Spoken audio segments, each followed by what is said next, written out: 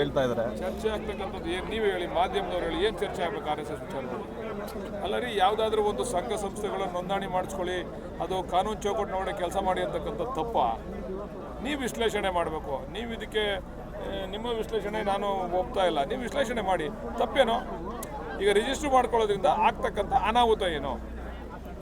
ಈಗ ನಮ್ಮ ಬಾಬಾ ಸಾಹೇಬ್ ಅಂಬೇಡ್ಕರ್ ಅವರು ಸಂವಿಧಾನ ಮಾಡೋರೆ, ಎಲ್ಲರೂ ನಾವು ಆ ಸಂವಿಧಾನದ ಅಡಿನಲ್ಲೇ ಕೆಲಸ ಮಾಡ್ಬೇಕಲ್ವಾ?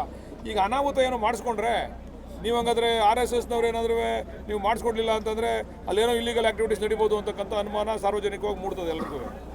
ನೀವು ಲೀಗಲಾಗಿ ಎಲ್ಲ ಆ್ಯಕ್ಟಿವಿಟೀಸು ಮಾಡಬೇಕಾದ್ರೆ ನೀವು ಯಾತಕ್ಕೋಸ್ಕರ ನೀವು ನೋಂದಣಿ ಮಾಡ್ಕೊಬಾರ್ದು? BL ಸಂತೋಷ್ ಹೇಳ್ತಾರೆ ಅವಶ್ಯಕತೆ ಇಲ್ಲ ಮಾಡಿಸ್ಕೊಳ್ಳೋದು. ಯಾಕೆ ಅವಶ್ಯಕತೆ ಇಲ್ಲ ಹೇಳಿ, ಕಾರಣ ಕೊಡ್ಬೇಕಲ್ಲ. ಇದಕ್ಕೆ ಅವಶ್ಯಕತೆ ಇಲ್ಲ. ಈಗ ಯಾವುದೇ ಒಂದು ನಾವು ಏನಾದ್ರು ಒಂದು ಸಂಘ ಸಂಸ್ಥೆಗಳು ಕೆಲಸ ಮಾಡಬೇಕು ಅಂತಂದರೆ ನಮ್ಮ ಕಾನೂನು ನಡಿನಲ್ಲೇ ಕೆಲಸ ಮಾಡಬೇಕಲ್ಲಪ್ಪ. ಅದು ಮಾಡಿದ್ರೆ ತಪ್ಪೇನು? ಈಗ ಸಾರ್ವಜನಿಕರಲ್ಲಿ RSS ಬಗ್ಗೆ ಅಪಮಾನ ಮೂಡ್ತದೆ, ಒಂಥರ ಏನೋ ಒಂದು ಗೊಂದಲ, ಏನಪ್ಪ ಇವ್ರು ರಿಜಿಸ್ಟರ್ ಮಾಡಿಸ್ಕೊಂಡಿಲ್ಲ, ಏನು ನಡೀತದೋ ಅಲ್ಲಿ ಅಂತಕ್ಕಂಥದ್ದು.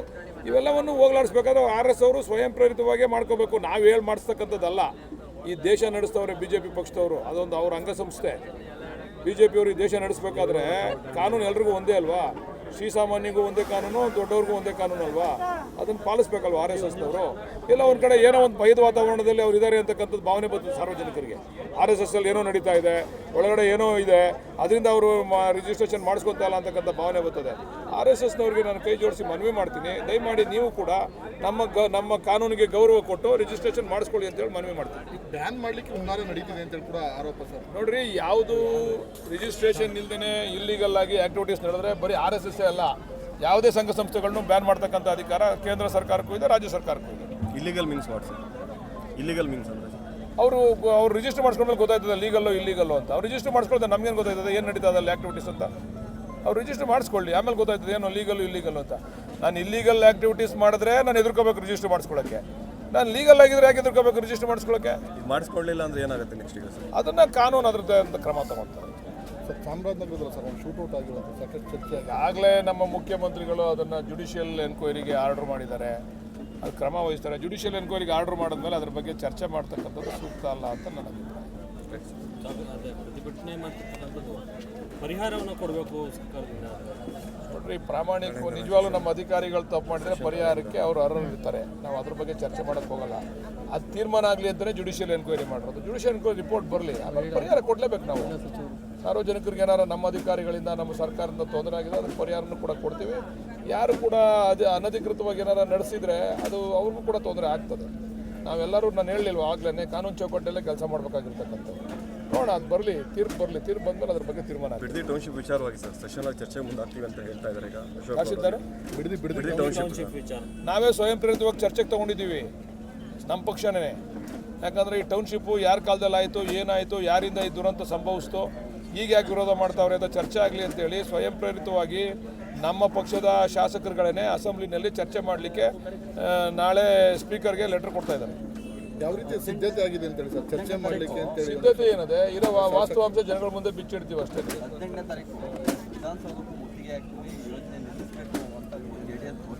ಪಾಪ ಯಾರು ಮಾಡಿದ್ರು ಅವರೇ ಮುತ್ತಿಗೆ ಹಾಕ್ತಾವ್ರೆ. ಇರಲಿ ಬಿಡಿ, ಅವ್ರು ಮುತ್ತಿಗೆ ಹಾಕಲಿ. ಪಾದಯಾತ್ರೆ ನೋಡೋದಲ್ಲ ಹೆಂಗೆ ಪಾದಯಾತ್ರೆ ಮಾಡಿದ್ರು ಅಂತ. ಪಾದಯಾತ್ರೆ ಮಾಡಿದವ್ರು ಲಕ್ಷಣನ ಅದು. ಅವ್ರು ಪಾದಯಾತ್ರೆ ಯಾರು ಮಾಡೋರು, ರೈತರ ಪರವಾಗಿ ಪಾದಯಾತ್ರೆ ಮಾಡೋರು, ಅದು ಜಾಲಿ ಯಾತ್ರೆ ಮಾಡಿರೋದು. ಅವರು ಪಾದಯಾತ್ರೆ ಅಲ್ಲ, 2 ದಿವಸಕ್ಕೆ ಮುಗಿಸ್ಬಿಟ್ರು. ನಾವು ತಲುಪಿಡ್ತೀವಿ, 3 ದಿವಸ ಹೋಗಿ ಅಲ್ಲಿ ತಲುಪಿಡ್ತೀವಿ ಅಂದ್ರೆ 2 ದಿವಸಕ್ಕೆ ಹೊಂಟೋದ್ರು. ಒಬ್ಬರು ಅಲ್ಲಿ ಎಲ್ಲಿ ಹೇಳಿದ ಸ್ಥಳದಲ್ಲಿ ಒಬ್ಬರು ಚರ್ಚೆ ಮಾಡಲಿಲ್ಲ, ಒಬ್ಬ ರೈತರನ್ನ ಭೇಟಿ ಮಾಡಲಿಲ್ಲ. ಇದೊಂಥರ ಕಾಟಾಚಾರಕ್ಕೆ ಪ್ರಚಾರಕ್ಕೋಸ್ಕರ ಮಾಡತಕ್ಕಂಥ ಪಾದಯಾತ್ರೆ. ಜನಕ್ಕೆ ಗೊತ್ತಾಗದೆ ಬಿಡಿ, ಈಗಾಗಲೇ ತೀರ್ಮಾನ ಮಾಡ್ಕೊಂಡವ್ರು ಜನ. ಚೆಕ್ಗಳೆಲ್ಲ ಹೇಗೆ ವಿತರಣೆ ಆಗ್ತಿದ್ದಾವೆ ಸರ್? ಈಗ ಎಷ್ಟು % ವಿತರಣೆ ಆಗಿದೆ ಸರ್? ಈಗ ಸುಮಾರು ನನಗೆ ಗೊತ್ತಿದ್ದಂಗೆ ಒಂದು 500 ಕೋಟಿಯಷ್ಟು ಹಣ ವಿತರಣೆ ಆಗಿದೆ. ಒಂದು 500 ಕೋಟಿಯಷ್ಟು ಜಾಗ ವಿತರಣೆ ಮಾಡಿದ್ದೀವಿ. ಅವ್ರು ಶೇರಿಂಗ್ ಕೇಳಿದಾರಲ್ಲ, ಕೆಲವರೆಲ್ಲ ರೈತರುಗಳು ಶೇರಿಂಗ್ ಕೇಳಿದ್ದಾರೆ. 1000 ಕೋಟಿಯಷ್ಟು ವ್ಯವಹಾರ ಈಗ ಆಗಿದೆ. ಎಷ್ಟು % ರೈತರು ತೊಗೊಂಡಿದ್ದಾರೆ ಸರ್? ಈಗ ನಮಗೆ ಅರ್ಜಿ ಕೊಟ್ಟರು ಹೆಚ್ಚು ಕಡಿಮೆ ಒಂದು ಮೋರ್ ದೆನ್ 60% ಕೊಟ್ಟಿದ್ದಾರೆ ಅರ್ಜಿನ. 60%.